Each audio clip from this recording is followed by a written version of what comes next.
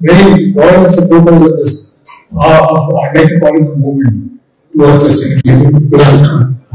I know that now India's diverse climatic zones facilitates the cultivation of 75 out of 100 organization in 2011. Some of our foreign associations, spice associations, and also some of the buyers wanted to know why they felt a bit hurt about this and a bit jealous about it. So we had a very clear-cut answer that we are the largest producer in consumer and deserves that particular title.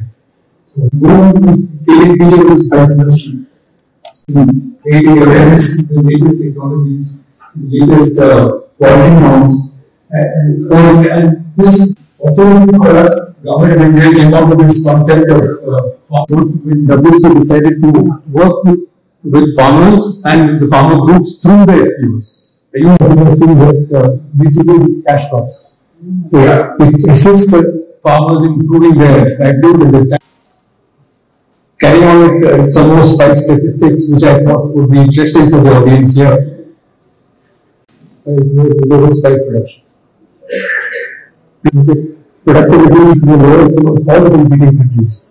If you take chilies, China has 6.7 tons per hectare, whereas we have 2.72 tons. So the difference is really stark.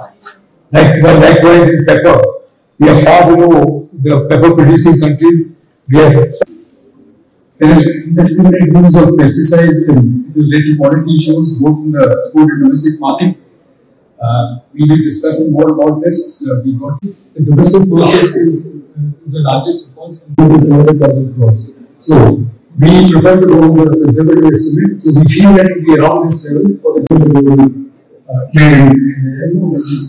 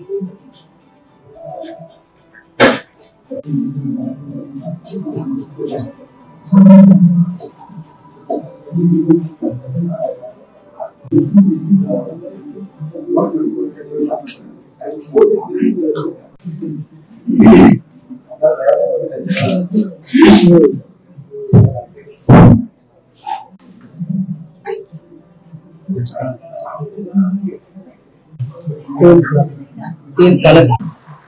Yes, we use that so many times now. We manufacture good processes, chili powder, vitamin powder, coranders. We have also developed systems for petroleum lighting and displays, manufacture goods like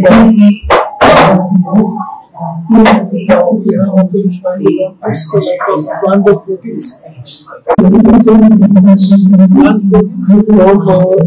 Blendings, houses. Why is it doing chip gas?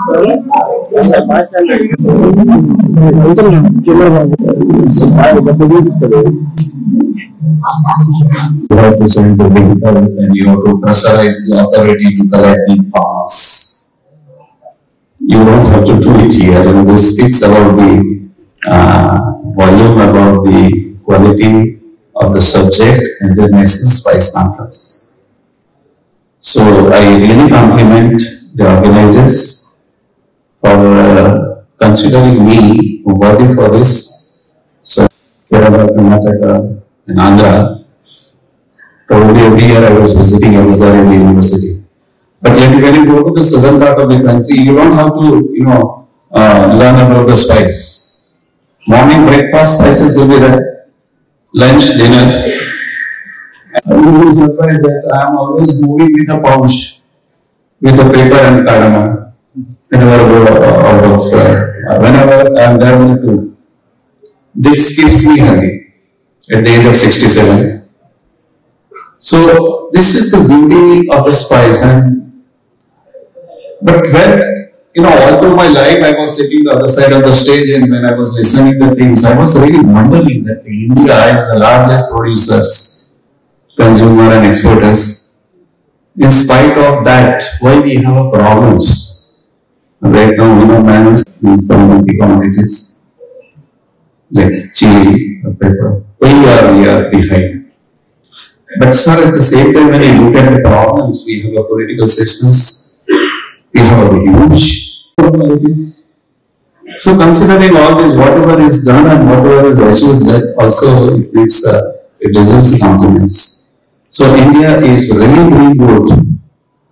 The ground level we have certain issues, but now since the government is very active, very proactive, and things are improving, and we hope that the future will be of India. Now, when I was talking to some of my doctor's friends, doctors, they will always promote the synthetic medicines.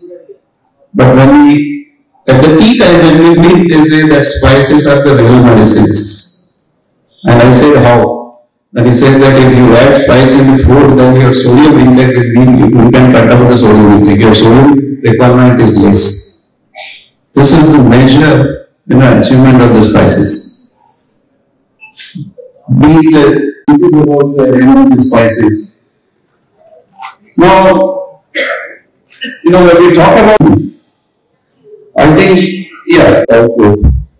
And I was very surprised to know the figure. I don't know, I may be wrong, but 2024-25, about $4.5 billion US. You can correct me if I am wrong, sir. Yeah. So, right? The most common export destination there are spices, there are very angry that I am in India. Okay. Check the names properly.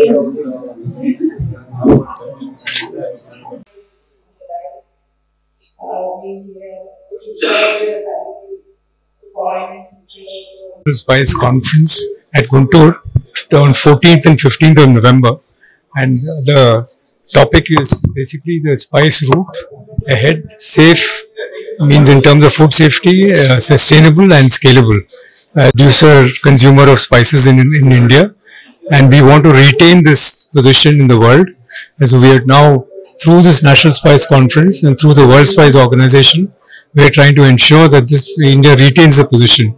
We export about 40,000 crores of rupees every year, and to a volume of around 1.8 million tons, and which covers about 25% of the total global trade. Our plan for the future is to increase this export trade through the target that has been set by Spices Board for the industry is $10 billion in 2030.